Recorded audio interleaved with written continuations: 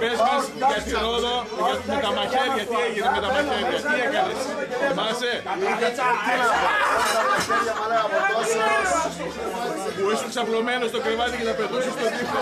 Και μπήκε ο διευθυντής και λέει το ξενοδοχείο, πήγαμε το σάκι μαλάκα. Είχαμε χύσει κόκκινο κρασί στα κατεβή, αυτό είναι αίμα παρθένας.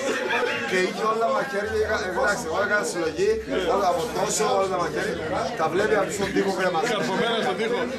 Και έμαθε το κεφαλικό, εντάξει. Είναι ο ψάρης, ο οποίος ήταν γυμνός με τον αγιό, χτυπούσε πόρτες και βαρούσε όλα. Και άνοιγες και έτρωγες μπουγέλο.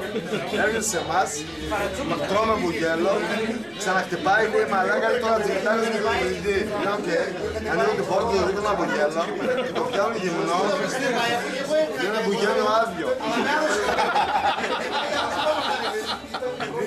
Και μετά μας λέγανε, ξέρετε κάτι τσάρο, εμείς λέγαμε όλοι, υπάρχει χρήμα στο σχολείο μας.